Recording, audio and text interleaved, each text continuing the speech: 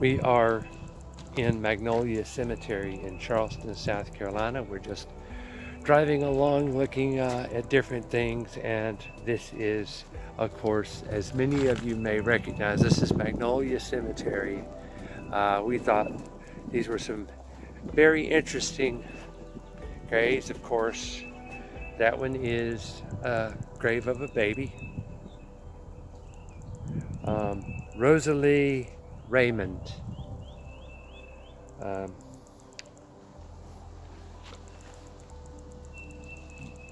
What is that?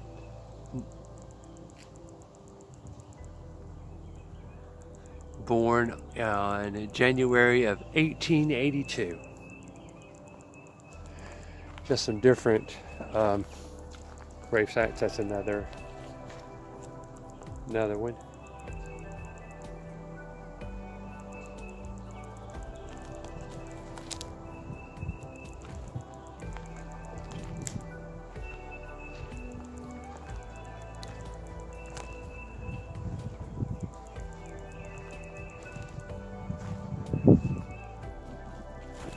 Isn't that a beautiful cross? It's pretty.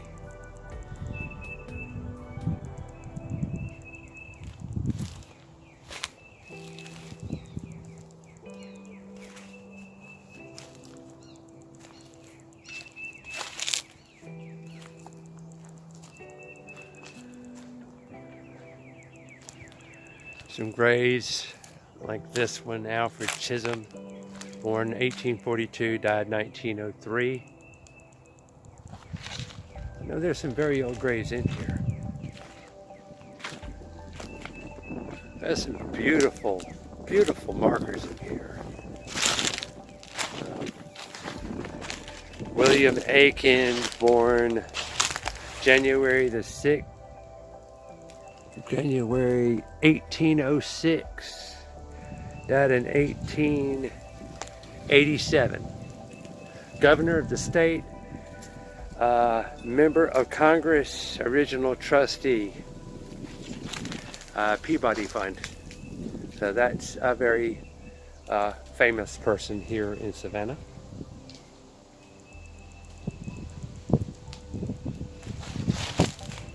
Beautiful markers.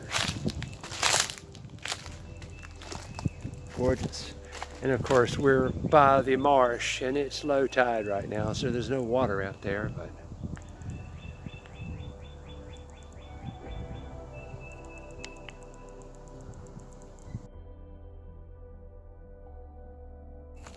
you see these graves and it makes you kind of sad because you wonder, who are they?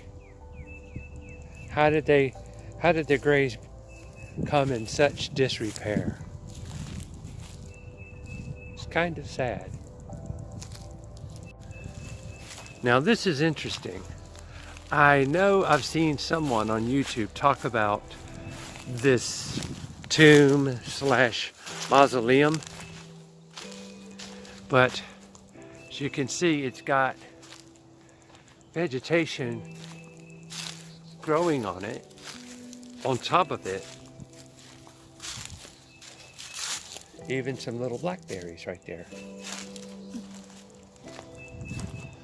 But it's the Gibbs mausoleum.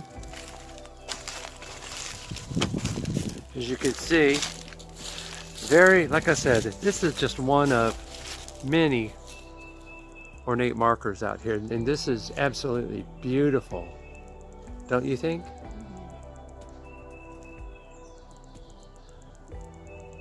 Just to get an idea of the timeline of some of these old markers, like this one belongs to Isaac Williams Hayne, born March 16th, 1800, and he died in, it looks like, 1880.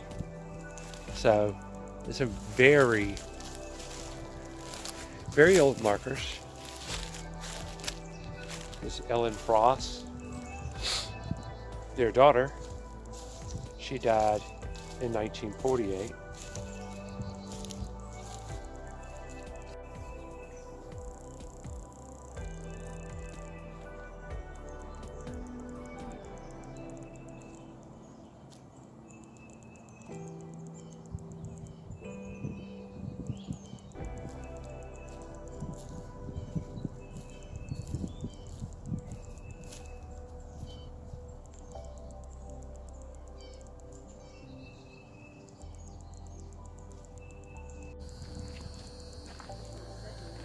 These markers dated between 1800s and early 1900s.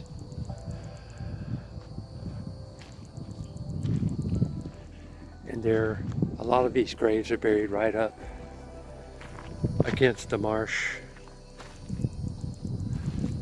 You can see the marsh out here. And we did see on the website for this cemetery that you have to be careful of different types of wildlife out here, which includes alligators. So my lovely wife has been cautioning me about getting too close to the edge of the marsh. There's the marsh. We're just part of it. You can see this marsh has quite a few cemeteries in here. Magnolia being one of the biggest.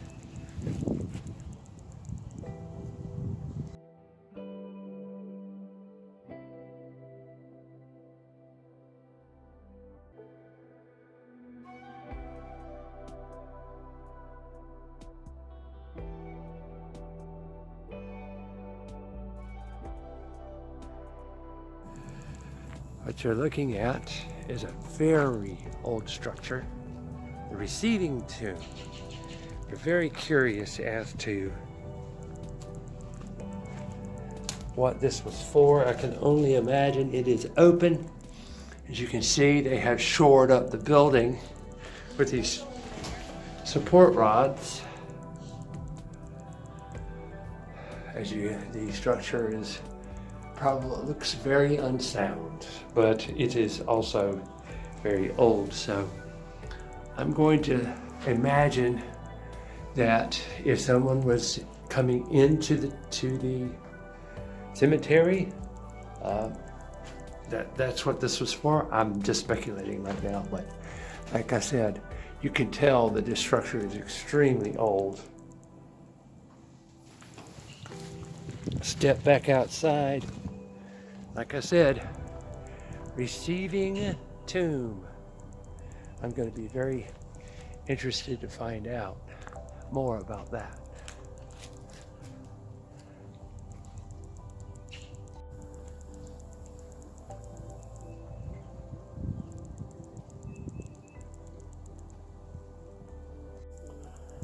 This grave is for Ted Ashton Phillips Jr.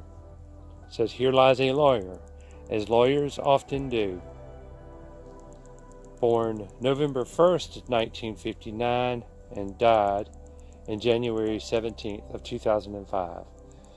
Friend and defender of the poor, historian of this cemetery, editor, Harvard Lampoon, loving father of Alice and Sally, adoring husband of Janet Hopkins, loving son and brother."